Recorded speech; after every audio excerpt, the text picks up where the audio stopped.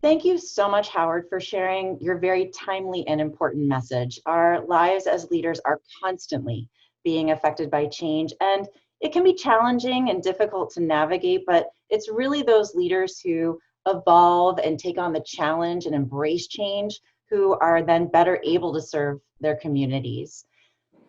In your takeaway, you talked about assessing an organization's strengths and capabilities, and I was hoping that you could elaborate and talk a little bit more about how you've done that. Well, Laura, it's very important that an organization know what they're deeply passionate about. And you want to create passion because passion drives success. Passion will take you to very distant places. And here at Wawa, we're passionate about fulfilling our customers' lives. We want to be part of their daily routine. Yes, we sell coffee, we pump gas, and we sell a lot of other products. But what we really do, help people have a better day. And when they leave the marketplace, they often say the thing I miss most about leaving the mid-Atlantic states or Florida is my Wawa. And the same thing is true as an individual, as a leader. You have to find your passion. You have to know what gives you satisfaction, what you wake up every day and look forward to doing. And I've been very fortunate that I have found my passion. I love serving organizations and developing people. You know, my greatest satisfaction isn't the number of cups of coffee we pump or sell, not the number of gallons of gas. It's people and how they've succeeded in their careers. So finding your passion is just so important. Strategies change, products change, locations change, but passions don't. And here at Wawa, we've been in the dairy business for over 100 years. And, dairy led to deli, deli led to hoagies, hoagies led to coffee. Now we're in the gasoline business, but our passions have remained constant. So finding passion is just so important in business and life.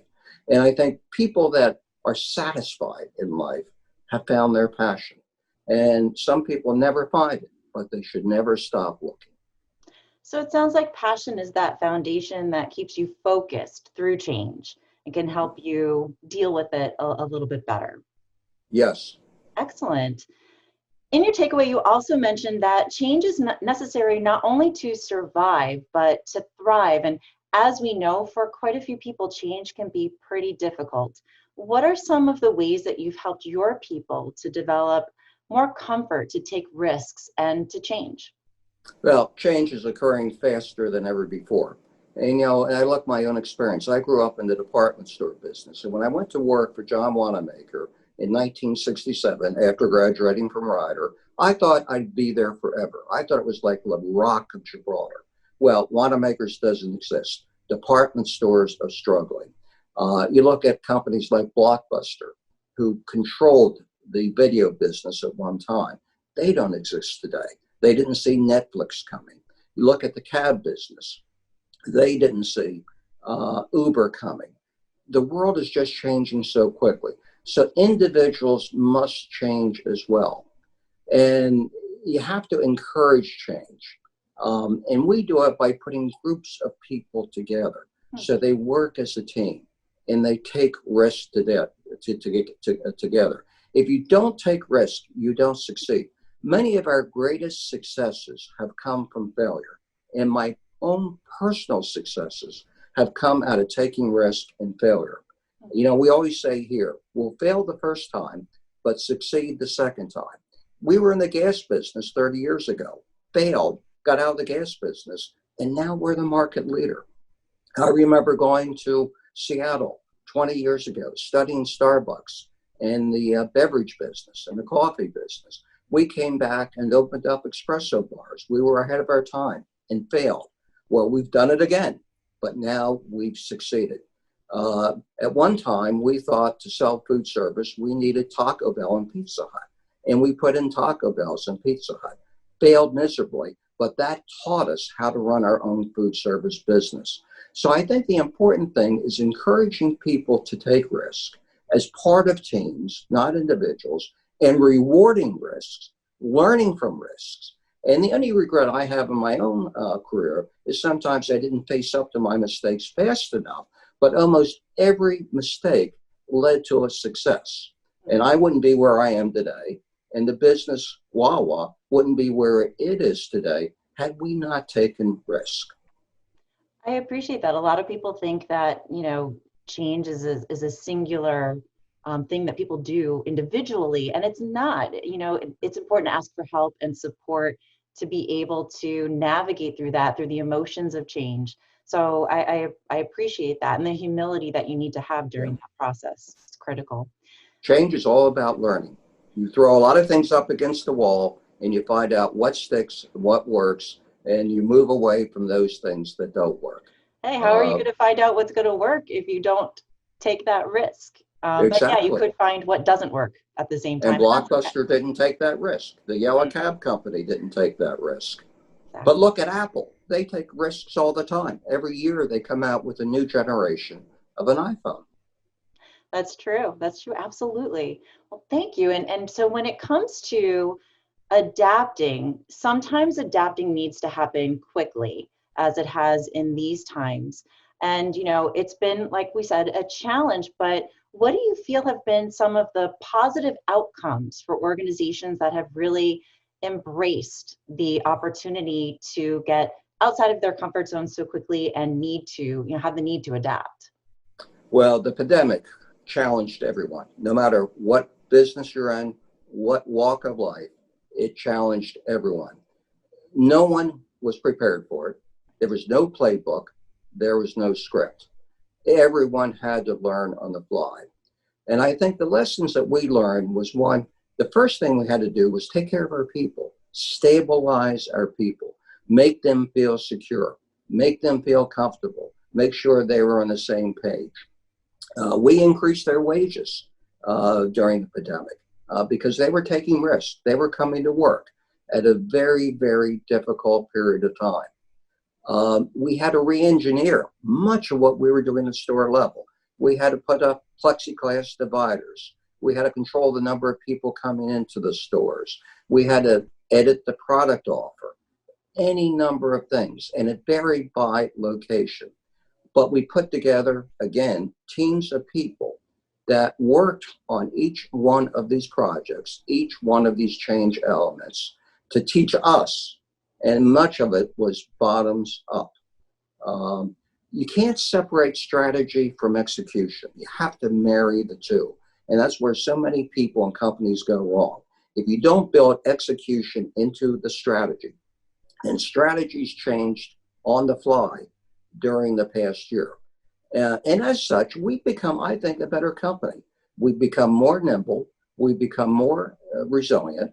I walk around the office building where I am today. There are very few people here.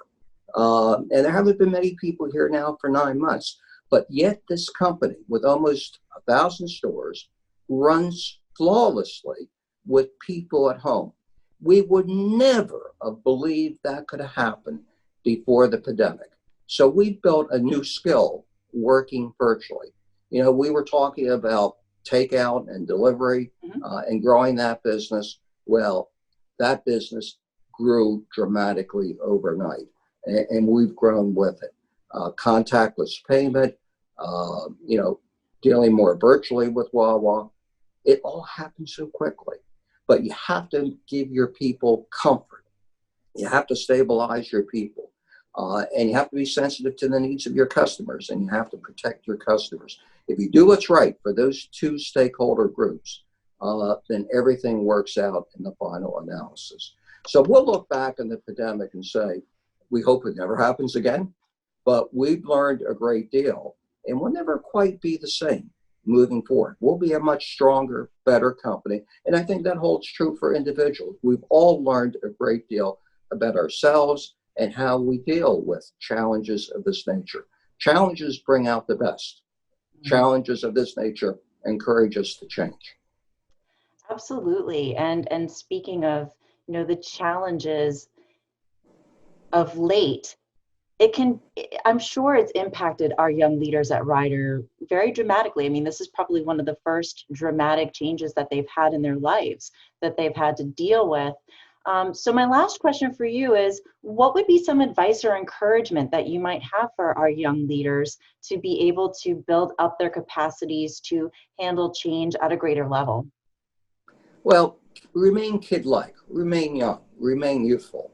As the CEO of Wawa, I thought my most important job was keeping people on the edge of their seats, not becoming complacent, having them look forward to the future, having them dream about the future and what can be. And I think the important thing in dealing with change is be positive, look to the future, know what you're good at. If you're running an organization, understand what the organization is good at. Have people participate. Have everyone become part of it.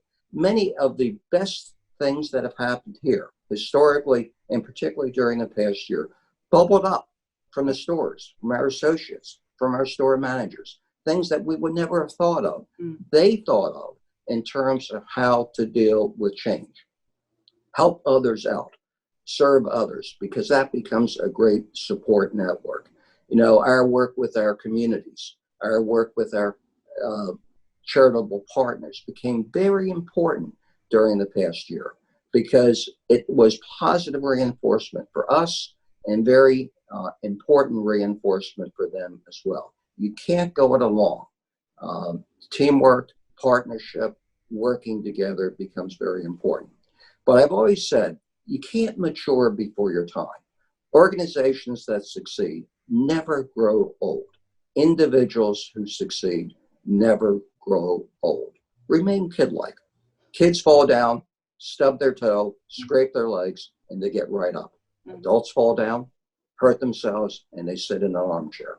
Never sit in an armchair. No armchairs, ever. Get up, keep going. Ride the Brock. There you go. Absolutely. Any parting words of advice that you want to share with those who are watching today? Find your passion in life. Serve others. Because I've learned that when you serve others, they help you and they bring out the best of you. I never thought I'd be a CEO. I never thought I'd have an opportunity, as I once did, to be chair of the board of Rider University.